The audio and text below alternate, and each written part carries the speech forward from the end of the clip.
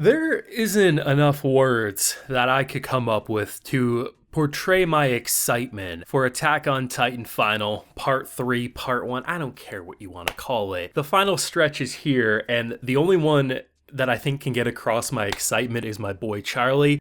So Charlie, take it away. Woo! Yeah, baby! That's what I've been waiting for. That's what it's all about. Woo! Seriously, that's honestly my excitement.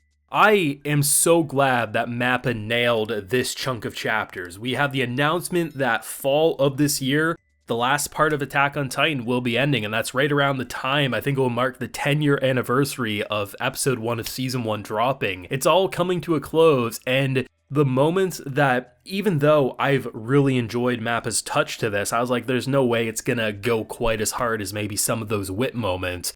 But man, Hanji and just whatever, like everything that happened there, to just the number of times it felt like classic Wit Studio maneuver gear, they nailed it. And I'm going to be the first one to admit I was wrong. I was saying it, I think it was in the last video I did talking, I think it was like the last episode of part 2 there. I was like, I really hope they keep the same opening because there's no way that they can top it. And while I'm not trying to say that Under the Tree, in my opinion, tops the last opening, it is the absolute perfect opening song / ending song given where they played it here. In terms of setting the mood and just, I never knew why oh why could get me that hyped and emotional all mixed into one. But what a fantastic hour-long extravaganza this was. Now, I do have a full live reaction to this entire episode available on my Patreon, so if you want to see my full uncut hype, head on over there and consider supporting. It was a blast. I mean, I've never done live reactions while watching Attack on Titan, so this is like the first time you can see like what my unfiltered hype is. Even knowing the manga, just, it's such a blessing to see this. Even after transferring teams, transferring studios, this anime is doing absolutely everything I want to see. So this is a very action-packed episode. They start the episode, the first, 10 minutes of this. Initially, it's a little slow burn establishing Eren prior to all the genocide and murder. And the fact that the rumbling went so hard, I honestly think you could make an argument that this is some of the most brutal television anime has been, because it's not just like, okay, you kill a bunch of families or some kids and mothers and sisters and brothers are running for their life. There's moments that I can't even show because YouTube would not like it. But the fact that initially when you're building into Eren showing signs of grief, being like, I don't want to do this. I wish I didn't have to do this. But then he's like, I'm a hypocrite. I'm about to kill everyone anyway. Why am I caring? But over the course of that, you're seeing how tortured he is, how much he wished there was another way. But from his point of view, there is no other option. It's either he gets eliminated with his people or his people eliminate everyone else. And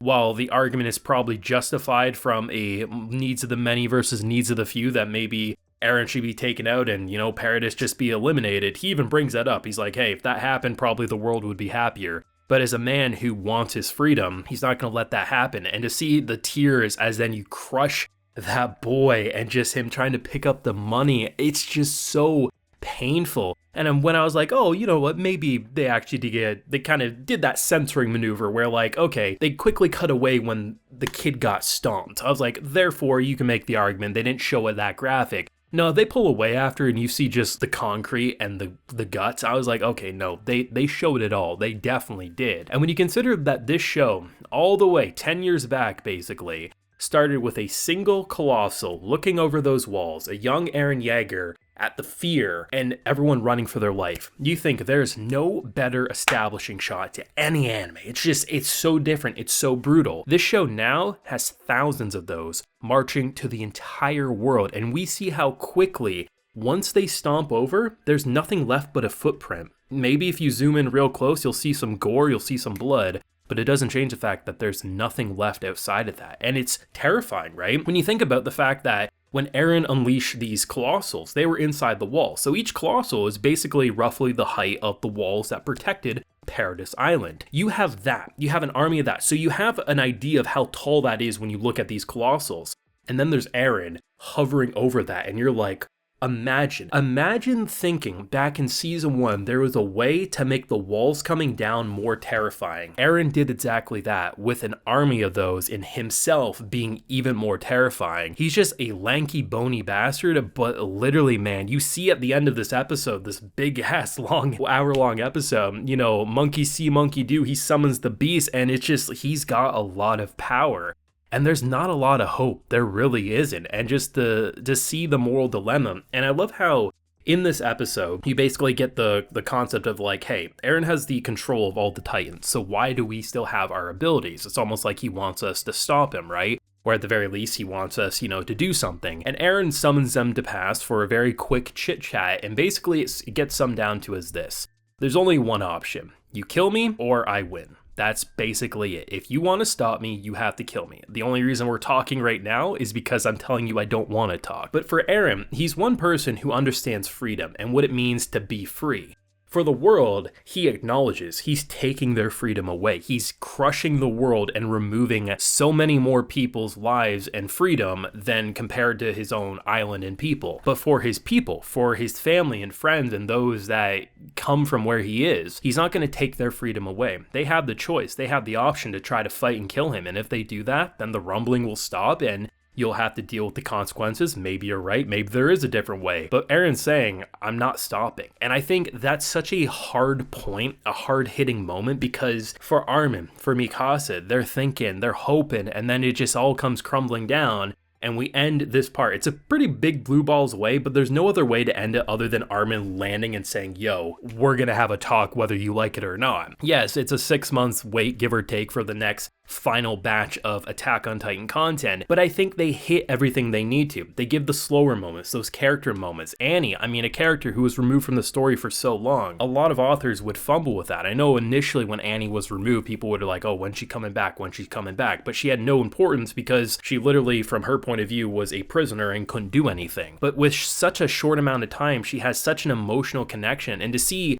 compared to the other characters, that is, you know, they've been growing up around Eren and everything that's happened, and now they're thrown into the rumbling. She basically just woke up and has been thrown into it. It's a very different opinion, and the only reason it seems like she's going to be coming back is because of her ability and how it connects with Falco, because he had a little, Zeke juice, take that how you will, and ultimately has some memories about something with him seeing the flying and everything. And I'm not going to spoil, of course, but it's definitely setting up that Annie's story is not done just yet. And I think everyone, whether it's the Connie stuff talking to Reiner being like, you know, those people, they called me a monster when I'm doing everything in my power to save people. Like, this is how you felt, Reiner. All these heart-to-heart moments and how they de-escalate to build into these big moments. Hanji, that moment just exceeded expectations.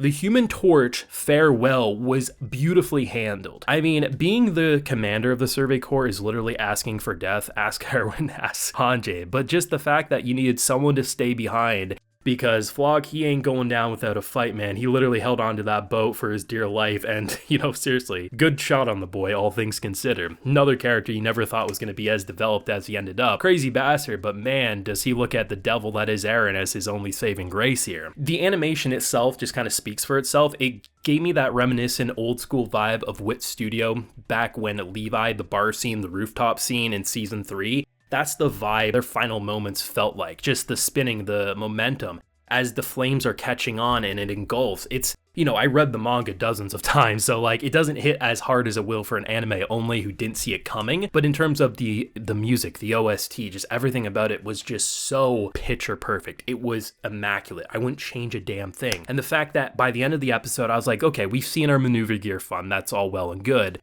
And while, yes, maybe towards the end of the episode, the CGI gets a little more noticeable, I mean, Levi, he has 2 fingers left and he's still using that maneuver gear. He may look like Frankenstein, but his moves are still smooth. Just like, I can gush about everything about this, from the themes to the heavy hitting imagery and musical direction, the voice actors. I mean, I never thought I would say this, but goddamn, I have to admit, Falco probably had one of the best performances when he was freaking out on the bed and crying and freaking out, like that literally was some Aaron Yeager peak voice acting right there. This was a fantastic episode. It was a great return. I'm honestly glad they split it up because the production would suffer had we got this all in one batch. If it was a movie, we would have been waiting a lot longer than the Crunchyroll Hulu delay after it initially aired in Japan, right? But this was incredible. I absolutely loved it. I honestly wouldn't change a damn thing personally, and as a manga reader, I loved what I saw, and I'm excited to see it all wrap up in this fall and just to say goodbye to my favorite anime. But if you got any thoughts, especially if you're brand new to this wonderful world outside of the anime, of course, do let me know down below. Be sure to leave a like if you enjoyed, subscribe if you're new around here, ring that bell so you can get notified when I upload on the channel, and of course, as I mentioned, I got that full live reaction available on my Patreon, so consider supporting if you so wish. So until next time, everyone, please take care and have a good one.